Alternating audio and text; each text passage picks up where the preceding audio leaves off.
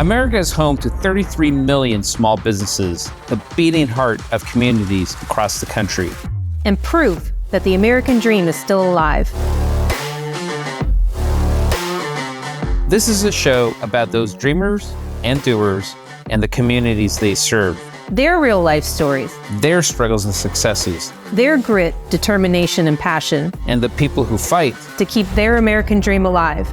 I'm Alfredo Ortiz. I'm Elaine Parker. And it's time for another episode of Main Street Matters, America's small business megaphone. Hi, and welcome to another episode of Main Street Matters, America's small business megaphone. I'm Elaine Parker, the president of the Job Creators Network Foundation. And I'm Jordan Bruno, vice president of Job Creators Network. Please subscribe to the show at salempodcastnetwork.com or wherever you get your podcasts from.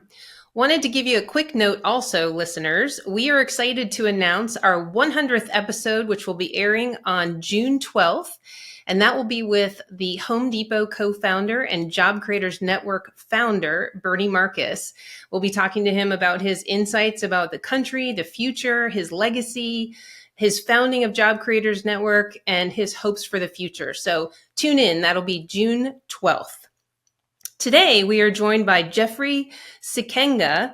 Jeff is a professor of political science, co-director of the Ashbrook Scholar Program at Ashland University, and the author of the brand new book, which I love this title, A Republic If We Can Teach It, Fixing America's Civic Education Crisis. Jeff, welcome to Main Street Matters. Thanks for having me. Well, let's just start out and tell us a little bit about yourself, your love of education, and we'll get into the book after that. Sure. As you said, I'm a professor of political science at Ashland University, which is just south of Cleveland, Ohio. I'm also the executive director of the Ashbrook Center, which is an educational center that was started, we're in our 40th year, started in 1983, and we do programs around the country for students, teachers, and citizens in the history and founding principles of the country. It's really our mission to help Americans understand our history, help us understand and appreciate the principles that have made this country free and prosperous. Well, that's wonderful. Our founder of Job Creators Network, Bernie Marcus, he's also the co-founder of the Home Depot. He founded the Job Creators Network about 12 years ago.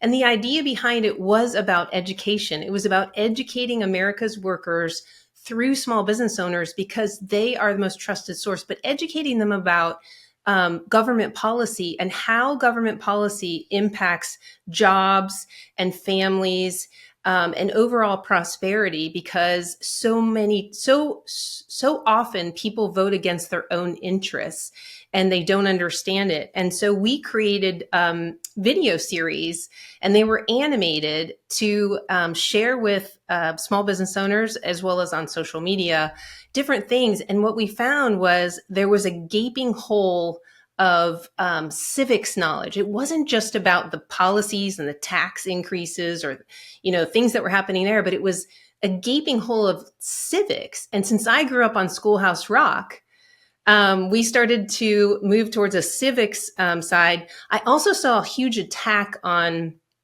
not just obviously things about the Constitution, but our electoral college system. And I was very worried about that. I just to get to kind of a question, where do you see America's sort of civics level of knowledge right now overall? Well, as the subtitle of the book that you read says, I think it's a crisis. It's absolutely clearly a crisis. Just to give you some facts and figures, it's a crisis of understanding and of devotion. On the understanding side, way too many Americans, especially I would say young people, are ignorant of the basics of our history and our principles, the constitutional issues like you talked about, electoral college, but all the way across. 10% of young people think Judge Judy is on the Supreme Court, just to take one example. But a more serious example, every 4 years, there's something called the National Assessment of Educational Progress, the NAEP test. And it's given across the country on a variety of subjects. In 2022, America's young people you can score advanced, proficient, or basic. So proficient is what you need to have, but it's not expert knowledge. 22%, only 22% of young people scored proficient or better on the NAEP test in U.S. civics. If you think that's bad, in U.S. history, it was 13% scored proficient. So that means that more than 3/4 of America's young people do not have proficient knowledge of America's history and principles. That is a crisis of understanding. And it actually extends a little deeper than that, because it's also a crisis, we think, of devotion and understanding of our history and principles. Last year, Gallup did a poll and they asked people, are you extremely proud to be an American? When they asked people who were 65 and older, they said more than 2/3 said yes. When they asked people 30 and younger, only 25% said yes. And that is the biggest gap that has ever been recorded in that survey, which has been given for years. So we have a problem of civic understanding, and we have a problem of civic attachment and devotion in this country, and it really is a crisis. Jeff, tell us about the message of your book, A Republic, if we can teach it. Yeah, the message is, part one is the crisis, and we outline the crisis. Part two, we say, but there's hope that we can address the crisis. We can fix it, as the subtitle says. This has been decades in the making. It's been about 5 decades going on, where we've seen civics scores and history scores declining. But where we've seen great programs at work, the trend lines get reversed. The difficulty, the problem, the challenge is reforming the history and civics education that our young people get across the country. And it really does have to start with young people, because, of course, they're the ones who are getting educated now, and they will be the next voters. You know, every graduating class of high school seniors is another generation of voters. And so we have to get to them. That's the mission of the Ashbrook Center. We educate students and teachers K through 12 across the country with our programs. We have to get to young people to give them a true understanding of America's history and of our founding principles. I'm not trying to inject any politics into this, but what I've seen over the course of time, because when I was a kid, I didn't know if my teachers were Republican or Democrat. We talked about history, we talked about reading, writing, and arithmetic. I mean, that was it, and science. I mean, that was it. I didn't get a sense of any of their political backgrounds. And my kids come home from school, or did when they were in school, and they clearly can read what's happening. And so where's it stemming from, this indoctrination that's happening earlier and earlier? Where do you think it's stemming from? Yeah, that's a great question. We talk about that in the book and kind of trace the origins of the crisis. Really, we've done less civic education over time. It's been displaced by other subjects. So when the federal government, No Child Left Behind law, mandated reading and math and mandated tests to which federal dollars are tied, well, guess what? A lot of school districts said, well, that's what we're going to focus on. And they crowded out things like history and civics, which used to have more time in the classroom. The other part of it is we're doing civics. It's worse now. We're not doing it in as effective a way, because sometimes because we're coming at it from a certain slant, a certain angle. In the book, we talk, for example, about the 1619 Project, which is an open attempt to reframe American history around a certain story. And we also talk about something called action civics, which for your listeners is learning engagement in the public by going out and doing things rather than understanding and then basing your actions on an understanding of our history and principles. It's just go out and do these things. So we think we've got education backwards in this country as far as history and civics goes. We think you need to go back to the fundamental documents of our history, things like the Declaration of Independence, the Constitution, the Gettysburg Address, Martin Luther King's I Have a Dream speech. Read those primary documents, understand the story of America, have great conversations in those documents so that young people can become informed patriots. And in the second half of the book, we outline how we can do that. Can you talk about the 1619 Project? I think a lot of our listeners probably don't know a lot about that, and how it is, it has really become something dangerous. Yeah, I mean, we take a pretty strong view on the 1619 Project. It was started by the New York Times in 2019 to mark the 400th anniversary of 1619, which was the introduction of African slavery in the United States. So obviously, that's a really important moment in America's history that has had profound effects. Nobody could disagree with that. No honest account of American history could ignore that. But what the project tries to do is reframe the entire approach and understanding that is taught to young people of American history by saying, see, this means that 1619, not 1776, is the founding of our country. America was founded on oppression. Its story is really the story of oppression all the way from the beginning, not the story of a founding of freedom and a struggle, a hard struggle sometimes, to live up to those founding principles of freedom. So it really is a different narrative that is now catching on, and it's in over 4,000 schools around the country and has been adopted. And I think it comes at American history from a certain perspective. And I also think that it's not great history. It ignores a lot of things in American history that go against its narrative. Great American figures, for example, like Frederick Douglass, the African-American abolitionist in the 19th century, who said, no, America is actually founded on principles of freedom. Our duty is to live up to those principles. And that's not what the 1619 Project says. And I think it is historically inaccurate and divisive. Jeff, what are the implications of a generation that doesn't understand civics? It's one thing we talk about in the introduction to the book. It means that we have less civic engagement by young people. We constantly are struggling to get young people out to vote because they don't have trust in civic institutions and civic organizations. And that's shown in all the survey data that we have. And I also think we just have, and a lot of your listeners, I'm sure, feel this, there's profound division in American society today, it feels like. And we argue that in part that's because we've lost a common anchor and glue in our founding principles. It's not as though we haven't had arguments and debates in American history before. Thomas Jefferson and Alexander Hamilton argued with each other. Lots of folks have argued with each other, but they shared certain fundamental principles from which they argued. And when that breaks down, you have a true crisis in the country.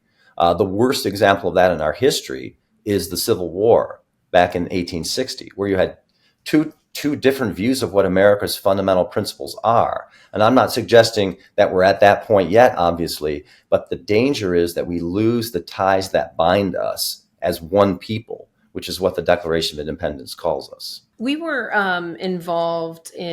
we took the Biden administration to court over the student loan bailout. We were one of two cases that went to the Supreme Court. And the Supreme Court ruled 6-3 that the president didn't have the authority basically to do this through executive order, through regulatory, that it was a question for Congress. And so a lot of the interviews that I went on and talked about was about the separation of powers and how he was essentially, blowing up those separation of powers by, basically ignoring the will of the Supreme Court, but also Congress, because they had voted not to do student loan forgiveness as well. And that's the representation of the people's voice. And instead, he has moved forward and has ignored everything.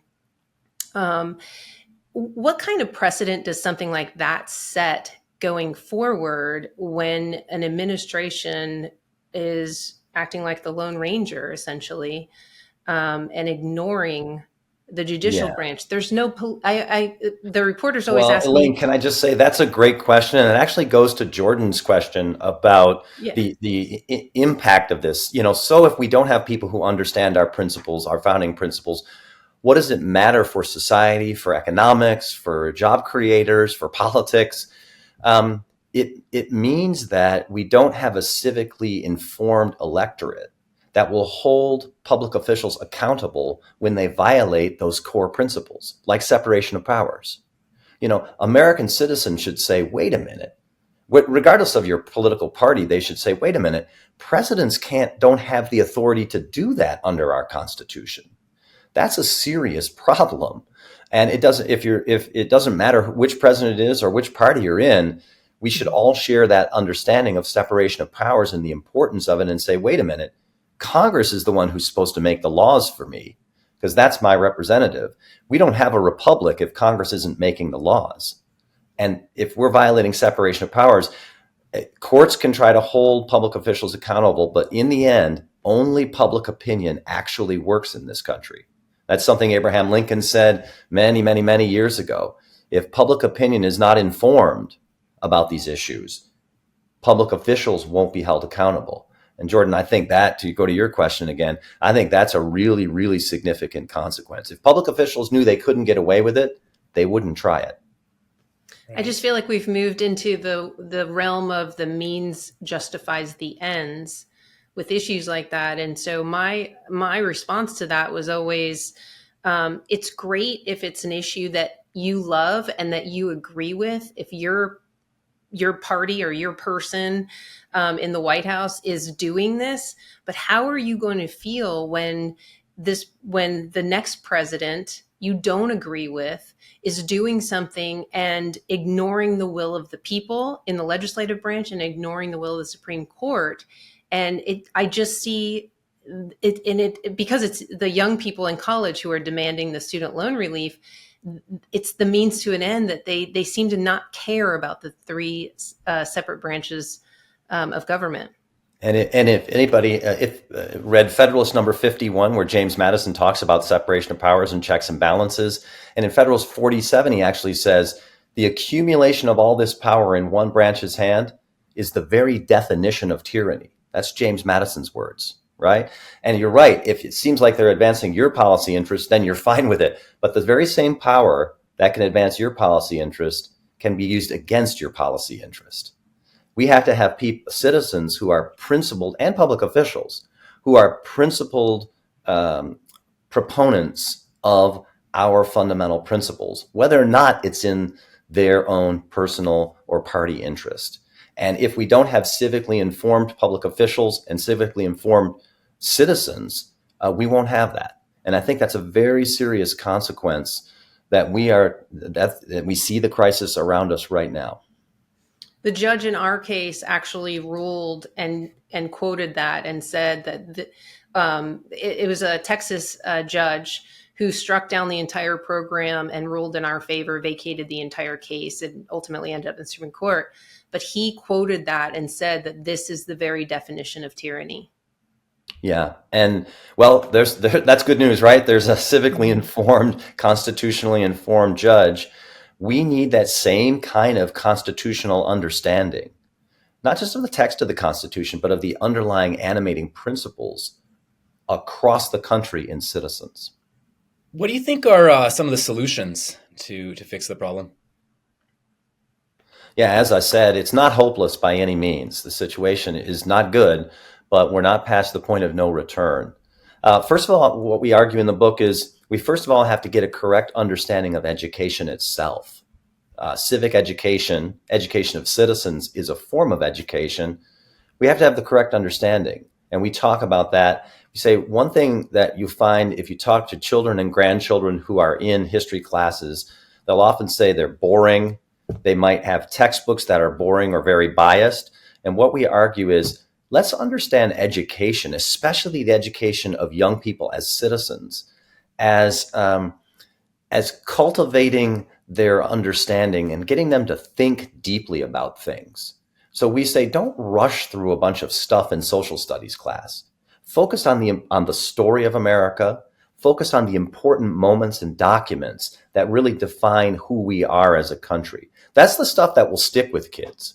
That's the stuff that they remember, and that's the stuff they take with them when they go out into the world as citizens. So we say, let's reform our understanding of history and civic education, just how we do it. And the second thing we argue is teachers are the key. right? The book is called A Republic If We Can Teach It, which is a play on the saying of Benjamin Franklin when he was asked, right, after the Constitutional Convention, what have you given us, Dr. Franklin, a monarchy or a republic? And he replied, a republic if you can keep it. And it's our contention that we can only keep the republic if we can teach the republic. So we say we've got to educate teachers. Teachers are absolutely the key. Anybody who's had a great teacher, particularly a great history or government teacher, knows they can just bring things alive for you that you never saw or thought about before and have a really profound effect. So we say, and by the way, they teach, my mom was a sixth grade social studies teacher for 42 years. She probably taught 5,000 kids in the course of her career. One teacher, if you shape their education, they shape the education of up to 5,000 students. It's a huge multiplier effect. It's huge leverage. So we say, let's educate the teachers in this good approach to American history and civics, because teachers want to be great teachers. They want to be great educators. And that's our experience that we have out in the field working with teachers, but they often have not had the opportunity to have a great education in the content that they're actually teaching. So they're looking for that. And we say, here's all the reforms we can do to actually get to teachers to help them. And if you change teachers, you change an entire classroom. You can even change an entire school, a school system, and even a state. My younger daughter was a great enthusiast of history. It was one of her favorite classes. And in high school, she had the opportunity to take a class that studied just the Holocaust. And it was a professor from the local university here who came and taught it for half the year. And she thoroughly enjoyed it. And I think she has a pretty good understanding of history. Obviously, she had a love for it. You mentioned in the beginning of this segment that the polls showed only about 25 or 26% of young people were proud to be American, proud of their country. We also see great support for socialism and more European style economies, a disdain for the free enterprise, free markets, entrepreneurism, and capital, that bad word, capitalism. Do you think that that's stemming from this whole crisis in education as well? I do, absolutely. I want to look, one of our founding principles is principles of free enterprise, the right to work, the right to keep the fruits of your labor, and the right to rise, as Abraham Lincoln called it. And then, start where you are as a worker and then become a business owner and then start employing other folks. And that story of upward mobility and rise. If we forget those principles, then we become open to other systems that are in contradiction to those principles. And I think there's no question that young people have the highest support of any generation for socialism, even if they don't fully understand what socialism actually is and haven't studied the history of it, because they've gotten away from an understanding of our founding principles, including principles that lead to free enterprise. Yeah, some of these people who say they want socialism are the most capitalist people I know. So their actions divulge very much from their words. Your point earlier about a republic, if we can keep it, gets to my last question. And Elaine said earlier that she wasn't going to go political, but I'll take the opportunity here near the end to go kind of political on my last question. One of my big frustrations over the years has been seeing the left prattle on about threats to democracy. And it seems like I can't go a day without reading a headline in the mainstream media about the threats to our democracy. And of course, as you mentioned earlier, we're not a democracy, we're a republic. My concern is the left is laying the groundwork for a majoritarian rule country where our property can be taken away by the vote of 50% plus one. Do you believe that not only is there a civic education deficit, but there is a faction that is purposely taking advantage of this for their own ends? Yeah, I do. I think the civic education crisis is caused by well-meaning people who wanted to promote things like reading and math and STEM education, and they crowded out history and civics.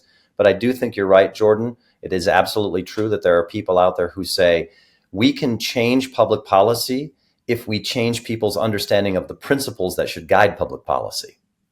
And just to take an example, Nicole Hannah-Jones, who is the originator of the 1619 Project for the New York Times, explicitly has said orally and in writing, the purpose of the 1619 Project is to create public support for more government intervention in the economy. Because it's an attempt to move us to say, there was oppression, now we have to rewrite that oppression. And not, by the way, by embracing free enterprise for all people and extending the benefits and the blessings of liberty to all folks so they can start their own businesses, for example, but by government intervention to redistribute what other folks have made. She's explicitly said that's the political purpose of the project. So I do think it's out there, it's real. But any student who has studied the founding of America and studied the founders' understanding of the rights of private property, and they've really read those things and thought them through, they build up a kind of immunity or a skepticism toward things like socialism and easy promises of redistribution of wealth, because they know not only doesn't it work historically, it's actually fundamentally wrong and unjust. They get that if they've actually read those documents and had those conversations. My question is on higher education. We've seen a lot of protests in the last few months or since October 7th in colleges and universities of people who I think have been radicalized by professors. I've seen studies that show about 80 to 85, maybe 90% of professors in universities tend to be very liberal. Those conservative voices don't come through. My kids, anecdotally, in their college classes, tell me that they kept their more conservative opinions quiet because they did not want to do anything to, tick off their professor. How do we reform higher education? Because there's real radicalization happening across these college campuses. Those are our future executives. Those are our future voters. Those are our future leaders. And they're coming out hating America and the wanting socialism. And I just curious what your thoughts are on that. Yeah, that's a really good question. It's a hard issue. It's been developing for decades. But it's really true. And by the way, it's not simply just a left-right thing, because there are old-fashioned liberals, is what I like to call them, who are in universities who themselves now are under attack, right, by certain elements in universities. So it's not just conservatives. It's anybody who wants to think openly and freely and speak freely and pursue the truth in a university these days that's regarded by elements as suspicious, if not downright dangerous. I think that's totally inimical to the purpose of a university, which is to preserve knowledge, transmit knowledge, and generate knowledge and wisdom. There are good people in universities who want to do that. My view is to reform universities. I really think, so I'm the director of the Ashbrook Center, which is an educational center at a university. I think we need to adopt a market approach, and that is parents and grandparents should be sending their kids and their tuition dollars to places that are not like that, what we're seeing on the college campuses. There are lots of great colleges and universities, and especially centers at those places that are oases of excellence.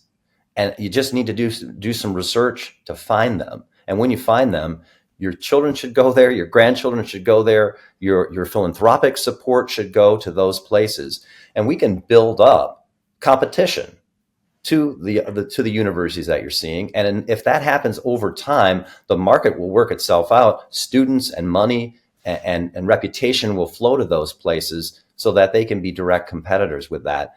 And things will change. But we have to have that kind of market mentality of saying, okay, I'm not just automatically going to go to this university because I think it's prestigious for my kid. I want to go somewhere where they're going to get actually a great education, and my support and my kids and my philanthropic support are going to go to those places. I don't think we can attack those universities directly. They're big, they're powerful, they're rich. We have to promote alternatives. I agree. Unfortunately, the university I went to has become much more, I wouldn't say radical, but much more on the liberal side, which makes it hard to say, hey, to my kids, you should go to my university. That's where I want to send my dollars. It's tough. It's just happening. The indoctrination, the kids are coming up through elementary and middle school and high school, and they're almost being primed there because they're not getting the education. There's a deficit there on the history and the founding of this country. And when they get to college, the indoctrination can happen because of the radical professors that are on some of these campuses. And so I would say, so apply the same market approach to K through 12 education. Send your grandkids and kids to schools that value serious American history and civics education, that understand their job. Ronald Reagan has a great saying in his farewell address. He said, our task is to create informed patriots. And so talk to the K-12 schools that you're thinking of sending your kids to and say, hey, is that your understanding of what you're doing in American history and civics? If enough people do that, K through 12 schools respond. And as you said, Elaine, if you have a kid who's gone to a great school and had a great solid K through 12 education, they know if they get into a classroom and a professor says something that's just not true, they know that because they've already studied it. Or they come in with a frame of mind, which is, okay, let me just think this through for myself rather than be indoctrinated. If they have that knowledge and that way of thinking and that habit, they're going to come out all right. And those oases out there do exist at the college level, at the K-12 level. It's just up to us to do whatever we can to promote reform of that and then to send our own kids to those kind of places. I think that's good advice. Well, Jeff, thanks so much for joining us. The name of your book, again, is A Republic If We Can Teach It, Fixing America's Civic Education Crisis. Where can people go to buy your book? Anywhere they purchase books, it's widely available. Just came out, so I appreciate that. We want to get into the hands of decision makers all across the country. Parents are decision makers, educators are decision makers, principals, school boards, state legislators, anybody who's involved in making decisions about the education that children and grandchildren receive. We want them to be reading this book. Well, thank you so much for taking the time to share your thoughts with us and your book. And thank you to all of you for joining us on Main Street Matters, America's Small Business Megaphone. And don't forget to mark your calendars. Again, June 12th, our 100th episode with the co-founder of the Home Depot and the founder of Job Creators Network, Bernie Marcus. Main Street Matters is part of the Salem Podcast Network. New episodes debut every Wednesday and Friday. Please subscribe at salempodcastnetwork.com or wherever you get your podcasts from. And we'll be back soon with another episode.